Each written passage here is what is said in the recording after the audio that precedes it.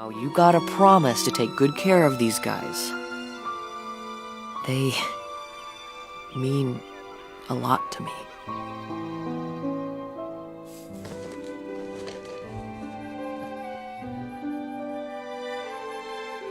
Hey buddy, watch this. What can I say? Sometimes it's sad to see cards you love moving to wild format, and that's exactly what's going to happen soon. With the standard format rotation, we're going to lose Journey to Unguro, Knights of the Frozen Throne, and Kobolds and Catacombs cards to wild, and there are 10 that I'm going to be really sad to see go, so I wanted to talk about them. That said, let's jump into this list of the 10 cards I'm going to miss most. Up first here, although these are in no particular order, I have the Lich King. And I'm sad to see this one go because I really like the big go-to classic Warcraft character style cards, things like Sylvanas and Ragnaros that we had in the past. I think Lich King fits right there in that list. It's the kind of card you can just toss in a deck and it feels good. It's great for budget players to have that really powerful go-to legendary that can be the centerpiece of their deck. And the Lich King is just a really fun defensive card. Can even go in aggro deck sometimes too as the top end. But it creates great moments. It's obviously one of the most recognizable and beloved Warcraft characters out there. So I think the Lich King should just be in Hearthstone. It's a card I want to have an option to play all the time. So I would almost love to see this thing move to the classic set. And of course, I'm sad to see that it's going to be restricted to wild only. Feels like the Lich King should just be in Hearthstone all of the time. Up next here, I have Licari Sacrifice. And if you've been around here for a while, you know how hard I've battled to make this card work. We've tried time and time again, and it's never quite gotten there. I just can't make it good enough. Even with all the new Rostacon's Rumble, discard, synergy stuff, Licari Sacrifice still couldn't make the cut as a competitive card in a Quest Warlock deck, which means its time is done in standard format. It's never gonna get there. And I just find that so incredibly disheartening because I tried so hard. And that means it's a missed opportunity. Just know, guys, I tried my best. It just wasn't good enough in the end to make Licari Sacrifice a relevant card. I'm sorry. Up next here, I have Rockalar, and I picked this card because I think it really changed the way we think about building Hunter. The Spell Hunter archetype actually made sense with Rockalar and Lesser Emerald Spellstone and To My Side. And cards like Rockalar and To My Side were pretty heavily mocked, maybe even by me to some extent when they were first revealed, as cards that would never work. And I thought it was really cool how they actually worked. And I remember some fond memories of playing Spell Hunter before it became really popular in the last few months, pre-nerf, when it was still a good, non-evil sort of deck to play. So I have fond memories of making this work. Rockalar kind of standing as the centerpiece or the go-to legendary card for that archetype. So to me, represents that shift in Hunter thinking, represents a cool new way to view things that surprised a lot of people. So almost as a symbol for what can be done in Hearthstone, for weird ways to build decks and new things to try, I am going to miss Rockalar. Moving on here, I have Defile. And this one's on the list just because I think Defile is one of the very best designed cards in Hearthstone's history. It requires some thinking, some planning, strategy, but it's also very powerful when it works. So you're rewarded for good play. And I think it's the exact sort of card I'd like to see more of in Hearthstone. It's been good from day one, so it's been a relevant meta card. It can feel so good to play. It can feel a little frustrating to lose against too, but even then you can play against it. Like, you can make sure Defiles don't beat you. So I just like all of that strategy that's built into this thing. Love the design. So I will be very, very sad to see this one leaving standard format. Up next here for me, I have Lanesa Sunsorrow, and that's just because when Lanesa works, I think she's one of the most enjoyable minions in the entire game to play. You get this giant minion with like 2 Spike Ridge Steeds and a Blessing of Kings and a Sound the Bells, and it adapts into Wind Fury. That is a really cool moment, and I've had a lot of great Lanesa Sunsorrows that just instantly won me the game.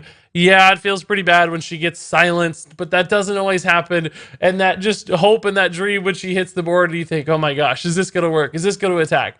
That's such a good experience in Hearthstone. And the fact that she was never like crazy overpowered or really not even good, she never really got played in a competitive deck, I think actually helps this card, because if she had been hyper competitive and really good, she might have gotten frustrating or you know, annoying to people. But because she lived in that space where she was almost good, that made her a real guilty guilty pleasure card that was very fun to play and build around, and I really liked the buff paladin archetype too. So all around for me, Lanesa Suntar was just a really cool card to play.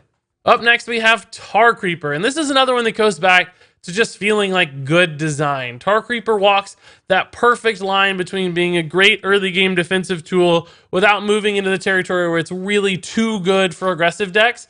Now, aggressive decks still do sometimes play Tar Creeper just to protect their other scary assets, but it never felt oppressive. It's just like a perfectly balanced feeling card. And although it's been played in like a lot of decks, it's one of the most played cards in the game for like 2 years now.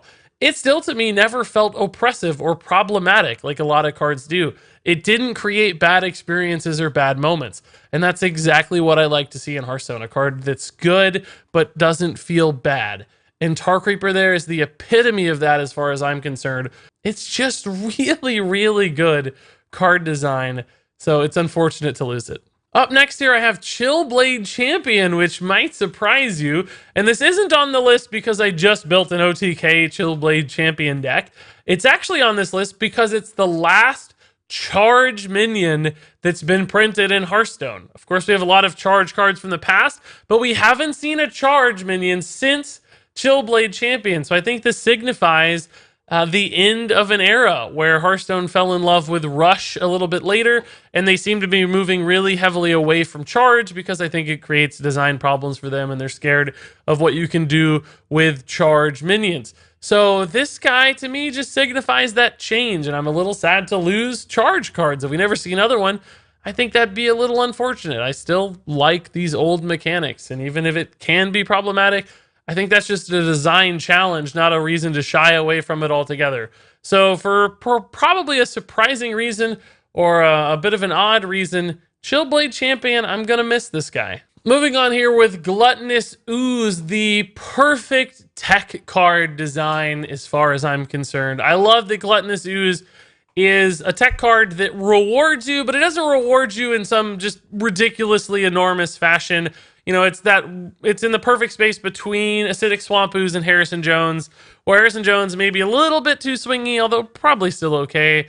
And Acidic Swamp Ooze maybe not quite swingy enough, but Gluttonous Ooze allows you to punish your opponent just a little without completely flipping the game on its head. That's good for me. Like, the moments where you play this to destroy your opponent's Vine Cleaver, you're just like, oh my god, this is the best feeling in the world for a control deck. And it's really been one of the most popular epic cards in Hearthstone too since its release. So a card we see fairly often, gets teched in rather consistently for control decks or odd decks that need weapon removal. So for me, because this one's given me so many good feelings, because I think it's a well-designed tech card, I am gonna miss Gluttonous Ooze. I hope we get a suitable replacement in the future with future expansions. But tech cards like this one would be good for the game. So I hope they follow this card's model in the future. Moving on here, I have another card that just feels so good. When you can play a Despicable Dreadlord against an odd paladin in particular, that's as good as Hearthstone gets. Wiping out their 1/1s, leaving them with nothing to do because all they can do is hit the button again and summon more 1/1s that just died to Despicable Dreadlord.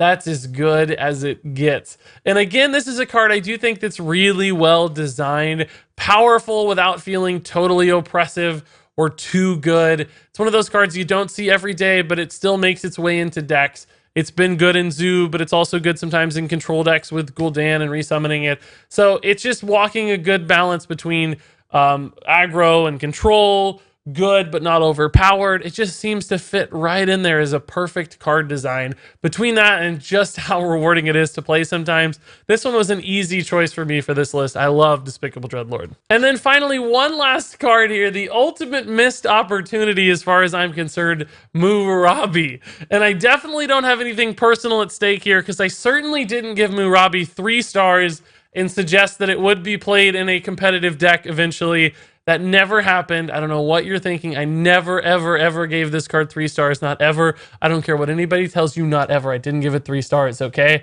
But it never made it into a competitive deck. So Murabi, pretty clearly, decisively, a 1-star card.